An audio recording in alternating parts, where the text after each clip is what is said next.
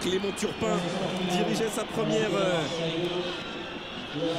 grande soirée au Vélodrome. Et il aura vu 4 buts et il aura vu un LOSC dominateur qui menait 2-0 à la pause et un Marseille à réaction qui revient à la dernière seconde ou presque grâce à Bolo Zenden sur coup franc, de partout dans ce dernier match de la 15e journée. Allez, on va dire, compte tenu des tirs, 15 tirs de chaque côté, c'est un score assez logique. Aucune des deux, les deux équipes auraient pu l'emporter, peut-être un petit peu plus les Lillois.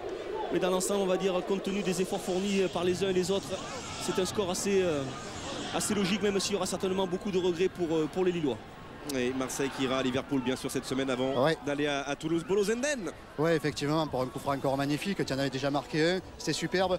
C'est bien pour Marseille parce que ce soir Lille avait fait quand même un gros match, mais le coup franc est superbe et permet à Marseille au moins de prendre un point. Oui, c'est sûr, je crois que deuxième mi-temps, on a montré un autre visage. J'avais dit déjà en première mi-temps, on a eu un peu de problème parce qu'ils montaient très haut, ils nous ont mis la pression. Deuxième mi-temps, on a peut-être joué un peu plus opportuniste. Et en même temps, on a joué avec 3 devant. Ça nous permet de mettre un peu plus de pression sur Lille.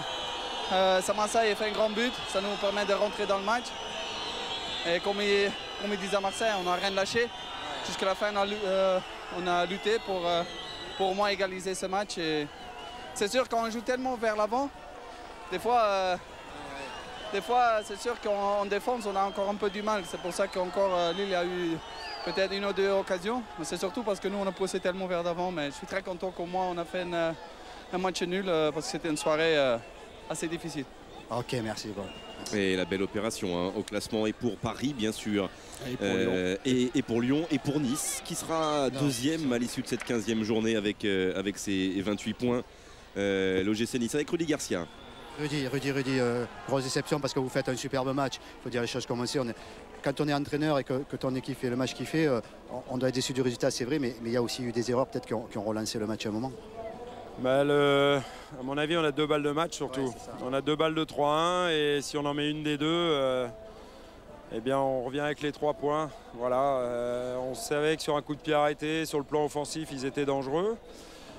Mais est-ce qu'il faut marquer 3 buts pour gagner un match? Ça devient compliqué, voilà quoi. Bon, mais sur la performance et sur ce qu'on voulait faire, il n'y a rien à dire. J'ai qu'à féliciter mes garçons. Sur le résultat, franchement, c'est frustrant. Oui. Ok, merci Rudy, c'est sympa. Merci à toi. Et toujours gentleman dans son analyse. Rudy Garcia, la note de ce Marseille-Lille, dernier match de la 15e journée. Voilà, on se salue entre Bastos et Hilton. 13-35 pour ce 2 partout qui scelle Hervé la 15e journée.